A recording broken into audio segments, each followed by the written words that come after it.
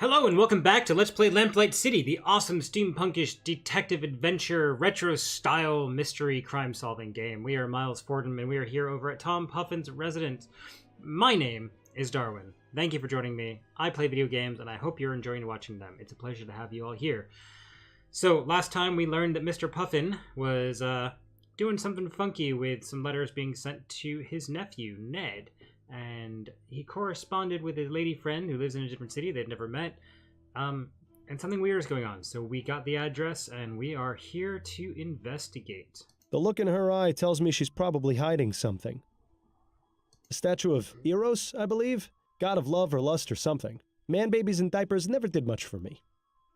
Puffin's music room is a bit lacking in comparison to the one in the painting. So Puffin plays at home too? His poor neighbors. Huh. I was wondering when he was going to show up. Puffin's daily planner. The man leads an even more boring life than you. Who knew that was even possible? Ooh. That's odd.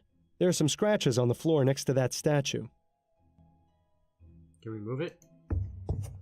How about that? Looks like we found Singing Tom's buried treasure.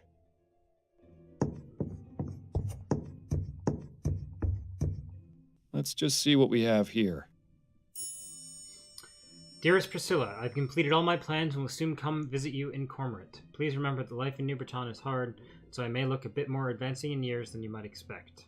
Interesting stuff, but what about the box itself? Ooh. It seems Puffin's gun has gone missing. He should really take better care of his things. Jenkins and Bowen. The name shares the initials that were on the murder weapon. That's quite a coincidence, wouldn't you say? I would if I believed in coincidences. Oh my. It's empty. It's empty. Music books. Clearly Puffin has never touched them. Anything else? No point wasting time searching Puffin's bedroom. I have a feeling that if there's something to find, it's here in the sitting room.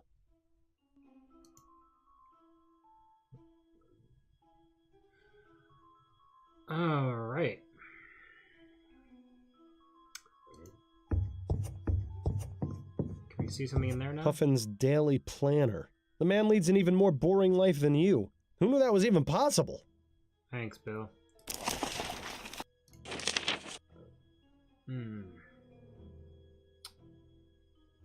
I would assume that he'd be a suspect. Ooh, okay, so what do we do?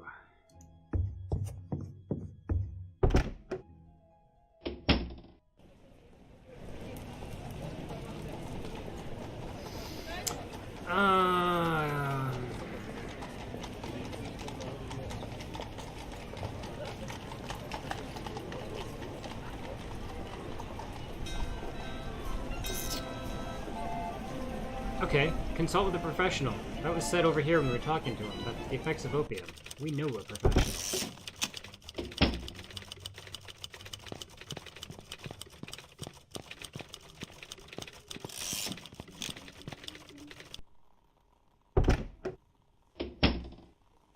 No, Dr. Edwards. Pardon me, Edwards. Excuse me. Yes? Edwards, you know much about the effects of opium? Quite a great deal, unfortunately. It's all the rage these days. Most people use it to calm the nerves or relieve pain, but it's highly addictive and has numerous adverse effects. Such as? It depends, really. Most common are sweating, nausea, memory loss, or blurred vision. But more serious cases can lead to hallucination, violent mood swings, coma, or even death. I just had a case in here a few weeks ago who died from an opium overdose. It wasn't pretty. Doesn't sound like it. Thanks for the information, Edwards. Anytime. I'll be going now, Edwards. Take care, Fordham. Things are starting to fall into place here, Miles. Between the letters, the missing gun, and what Edwards told us about the effects of opium, I think we have enough evidence to consider Puffin a suspect. Right, it's his gun that's missing. He had letters between Ned and Priscilla that he was clearly circumventing. Ned even said that the ferrotype of the spay looked a little bit like him. So with blurred vision, Did Puffin do it? Puffin want to kill Ned so he could have Priscilla. That seems more plausible than Jimbo.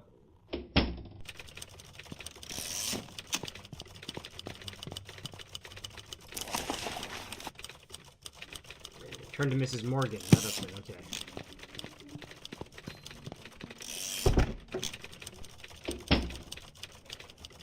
Priscilla's at the Morgan? Not Priscilla, but Mrs. Morgan.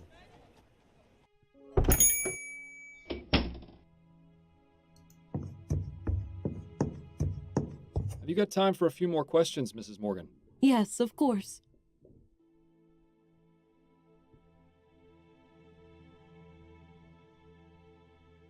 Are you familiar with someone who goes by the name Jimbo? No, I don't think so. Who is that? A friend of Ronan's. No, as I told you, I didn't know Ronan to have any friends. I especially don't recall him mentioning anyone called Jimbo. Did Ronan know anyone named Priscilla? Priscilla? No, I never heard that name before. Who is she? Just a name that's come up in my investigation. I wonder if Ronan had finally met a young woman. Oh, boy. Now you've done it.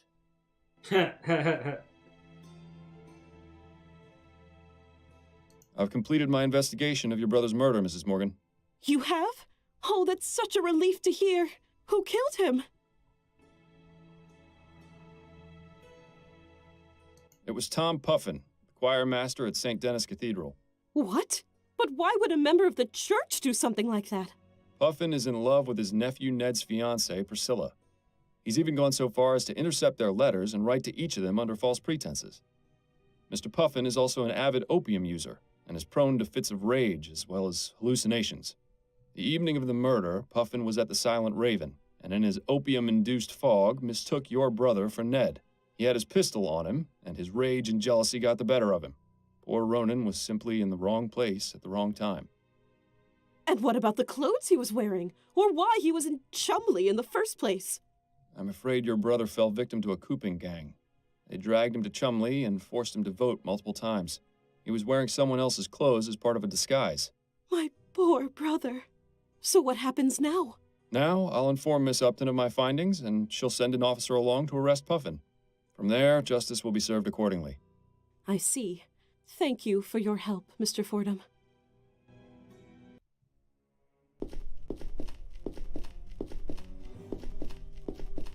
Tom Puffin?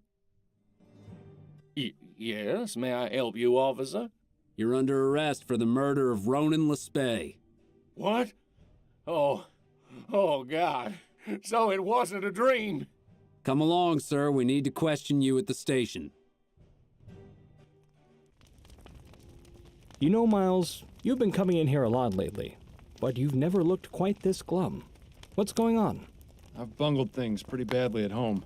Been staying with a friend the past couple of weeks. I see. What happened? I haven't been honest with my wife. Coming here and drowning my sorrows hasn't really helped, oddly enough. And yet, it's all I can do to keep from going crazy. You know, Miles, I've seen and heard a lot of things over the years. Some of the stories would turn your hair white. But through it all, I've come to learn one thing. It's usually not too late to make things better, but only if you let yourself try. Thank you for the advice, Patrick. All I can do is give it, Miles. Whether you choose to take it or not is entirely up to you. Now, would you like another gin? No, thank you. This time I really do need to be on my way.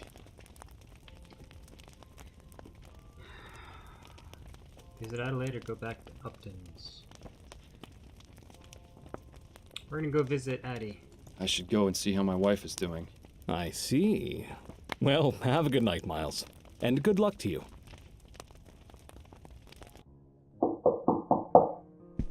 Who in the ether?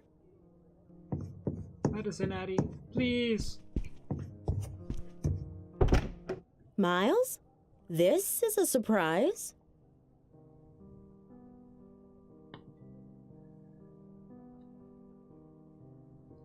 So, Mr. Darwin is also a married man who's been in the pot more than a few times. Had a rough boil. I've been an idiot, Addie. Addie, It's so good to see you. I've been such an idiot lately. Well, I'm glad you can admit to it. Would you like to come in? Very much.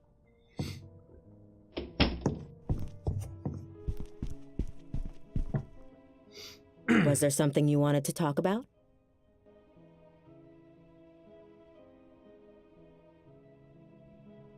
Yes. We're gonna go with the truth here. I've given it a lot of thought, and I think it's time I finally told you the truth. Miles, what are you doing? You know this is a terrible idea. The truth? About why I've been acting the way I have been since Bill died. Well, go on. I'm listening. Don't do it, Miles. You know it's a one-way ticket to Riverview if you do.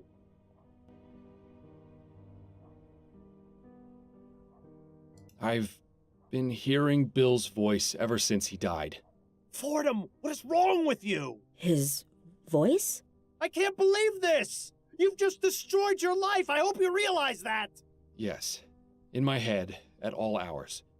That's why I was taking the soporific. It was the only way to keep him quiet. Or so I thought. Turns out that alcohol has the same effect. What does he say to you? The type of things he'd say when he was alive. Snarky comments, inappropriate jokes. Mainly he nags me to find the flower shop burglar. He thinks doing that will let him find peace and move on. I see. I told you you'd think I was crazy. Don't be ridiculous, Miles. It's nothing like that. It's just, I wish you had told me sooner is all. I know, but I was afraid. Well, I'm glad you finally trusted me. You know, you could have all along. So, you're all right with it? It is quite a lot to take in.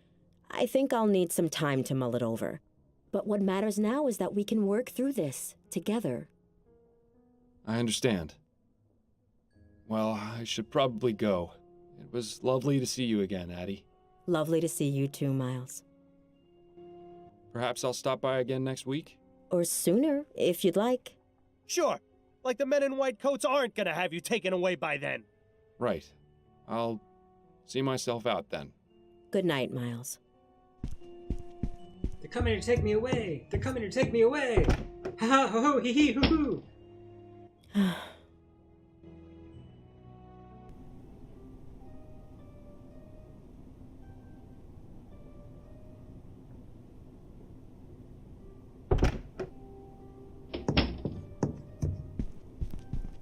Fordham, wake up.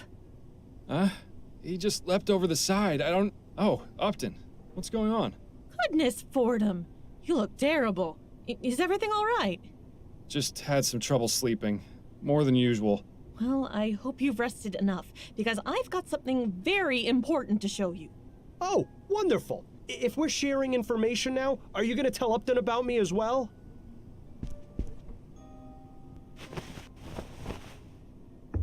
What is it? There's been a murder.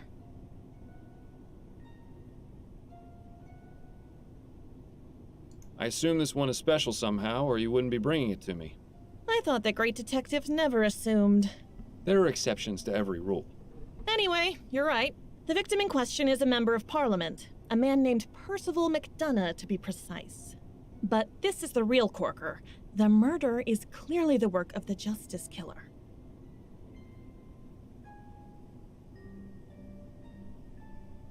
The Justice Killer? Is that the mass murderer I've been hearing about? The very same. Why Justice Killer, though? It's part of his modus operandi. He kills his victims with a single gunshot to the head, then writes the word justice somewhere in the room with the victim's blood. Talk about melodramatic. The police are stumped. This is the killer's 5th victim, and there isn't a single lead. So you want me to investigate? Not just yet. First, I need you to look at these sketches.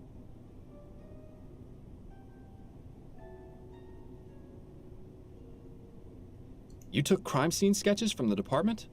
Of course not. I made copies with the station's Pharaoh duplicator. These killings need to stop, and I believe you can succeed where the department has so far failed. So, what am I looking for? The police went over each crime scene with a fine-toothed comb and turned up practically no useful physical evidence. I want a second opinion from you. If you can find some sort of link between them, it might be possible to track this monster down. All right, let's see what we can see. Maybe there's something that Snelling's finest overlooked.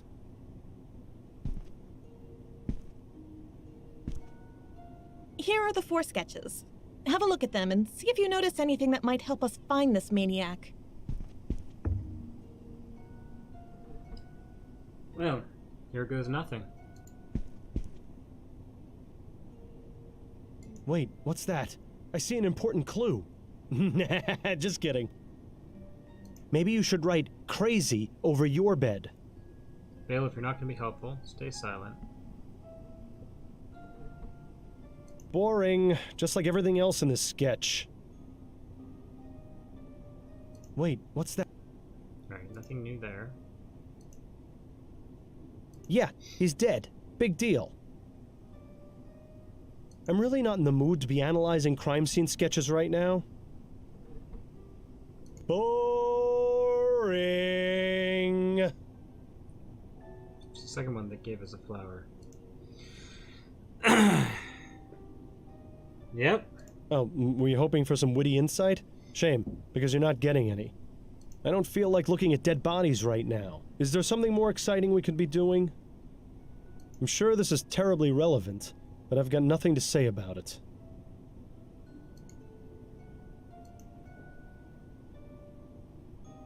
If only you hadn't told Adelaide about me, I might share my thoughts with you. As it is, you're on your own. Whoever drew this was a hack. That looks more like a piece of toast than a flower. Interesting. Oh, what? You actually found something without my help? I'm shocked. What's the point? It's not like you're actually going to be able to investigate this case.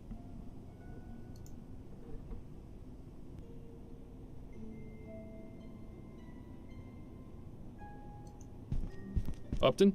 What is it, Fordham? About those crime scene sketches. Yes? How in the ether were you able to get these sketches out from the department? I told you, they're just duplicates. Snelling installed one of those fancy new Faro duplicators a few months ago. They let you copy any document. Trust me, nobody even noticed that I took the sketches from evidence. I know how to cover my tracks. I certainly hope so.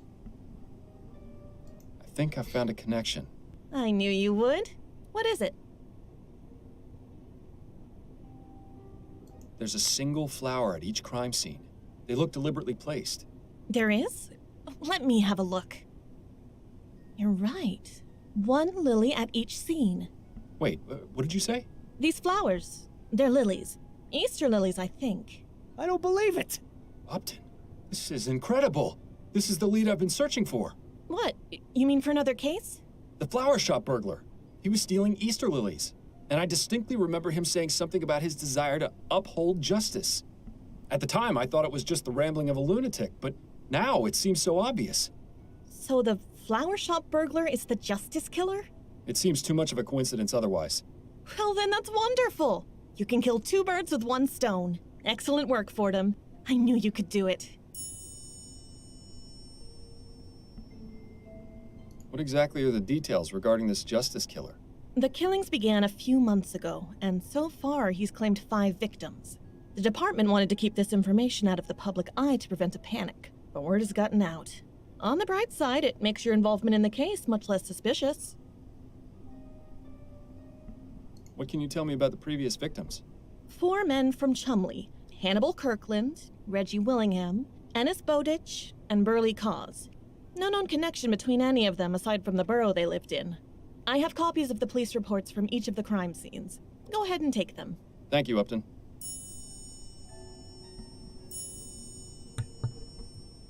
She's such a good friend.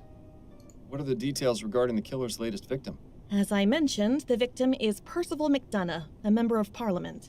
He was found this morning by his secretary in his office. I expect the official investigation is still underway. So the killer managed to get into the Houses of Parliament. No easy feat. You can say that again. It's the killer's first high-profile victim. It means he's getting bolder. I suppose I'll have to drop by and see for myself. Everything all right with you? Oh, I'm getting by. I expect things will go back to normal once this killer is caught. I haven't worn out my welcome here yet, have I? No, you're still tolerable. But when was the last time you washed your hair? You're starting to sound like Adelaide. I should get back to it. Not a bad idea. Right. I think I have enough information to get started. I think I'll begin with... Odd. I wasn't expecting company. Chief Snelling? Oh, jeez. Uh-oh. Upton, we need to talk. Fordham, I should have guessed I'd find you here.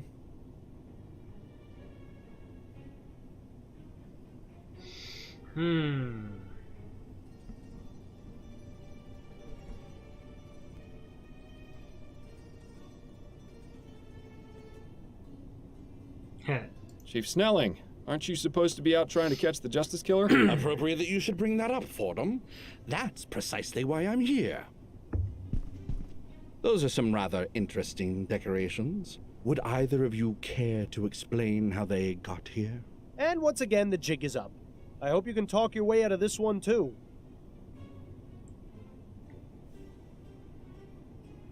Well, we'll take the hit. I asked Upton to get me the duplicates of the sketches. This was my doing. Even if that were the case, Upton still broke the law by aiding you. How did you find out about the copies? The Ferroduplicator makes a report of every employee who uses it, as well as what was copied. A rather useful feature for instances such as these. Wouldn't you agree? These gadgets are going to be the undoing of us all.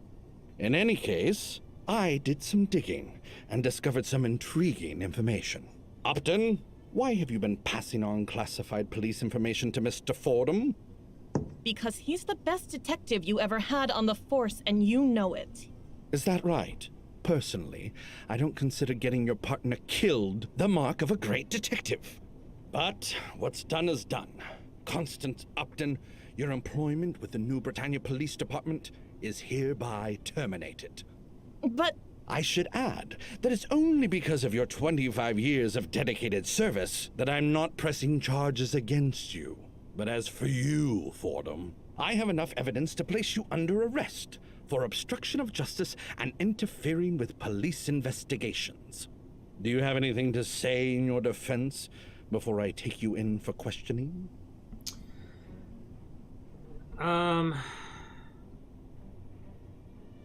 Know who the Justice Killer is? Upton, a little help here. Yes, as a matter of fact, I do. I know who the Justice Killer is. Fordham, if this is your idea of a diversion... It's true. I found a link in the sketches of the crime scenes. All right, let's hear it then. What do you think you found? I'll tell you if you promise to let me take the case. Out of the question, Fordham. This is a police matter. And the police haven't made progress in months. Fordham figured it out in a matter of minutes. Admit it, Snelling. Fordham is your best shot at finding the killer. Are you gonna let your personal differences put the people of this city in danger? Fine. I'll let you continue to operate as an assistant in this case, if you have actually found something of value. Now, what is this link? He leaves a single Easter lily at each crime scene. The same type of flowers the burglar and the chum was stealing. I see. A tenuous link, but plausible. I'll give you until tomorrow afternoon. If you haven't come up with anything, I'm throwing you in jail. Sounds fair to me. And don't get any clever ideas about leaving town, either. Come now, would I do something like that? Fordham, it seems there's no telling what you might do. I'm probably a fool for not clapping you in irons right here and now. When you have something to report, come find me in my office. Don't make me regret this. Bye-bye. Well, that went better than I expected. Except you're still fired. I didn't have a chance to get him to change his mind. We'll worry about that after you catch the killer.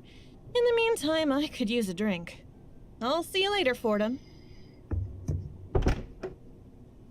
Well, better get to work then. The clock is ticking. Yeah, wow. Wow. Alright, so we're kind of back on the force, and we probably are gonna find Bill's killer and get him out of our head. But that's gonna be a story for another video. In the meantime, please give a thumbs up if you like this video. Subscribe to my channel and spread the word. I really am enjoying this. I hope you are too. My name is Darwin, and I will see you on the flip side.